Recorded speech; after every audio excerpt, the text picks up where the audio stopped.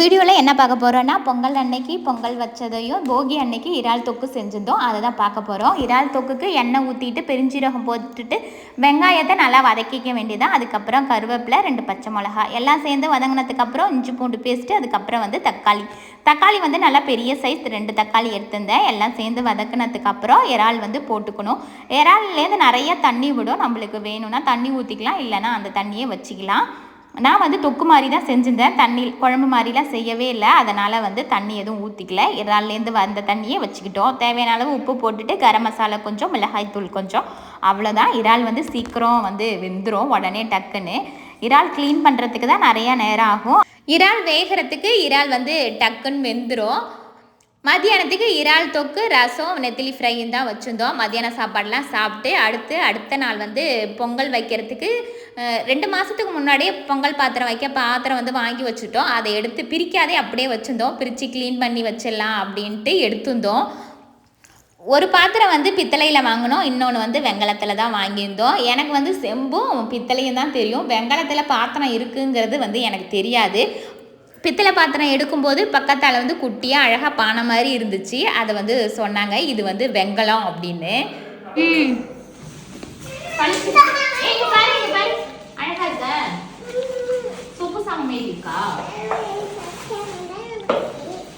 உட்காந்து பாருங்க, வாங்க கத்திரி சொல்லிட்டு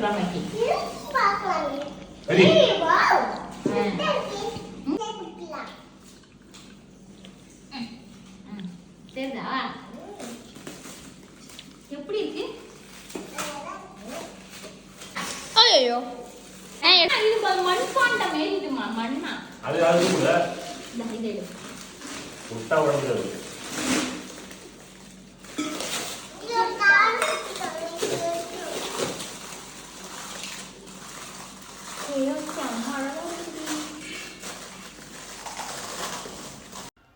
இந்த பானை மாதிரி இருக்கிறது தான் வெங்கல பாத்திரம். இன்னொன்று வந்து பித்தளை.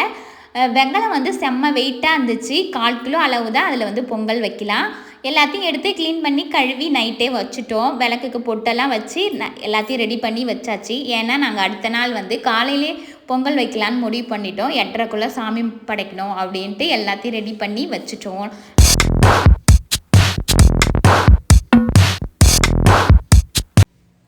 இது வந்து பொங்கல் அன்னைக்கு காலையில் எடுத்த வீடியோ தான். காலையிலே 4:30க்கெலாம் எழுந்திரிச்சு பொங்கல் வைக்க வந்து ரெடி பண்ணிகிட்டே இருந்தோம். வாசலில் வந்து எங்கள் பாப்பா கோலம் போட்டுட்டு இருந்தாங்க. இந்த அரிசி மாவு அரைச்சி கோலம் வர்றதுல நைட்டே நாங்கள் வந்து கோலம் விட்டு வச்சுட்டோம்.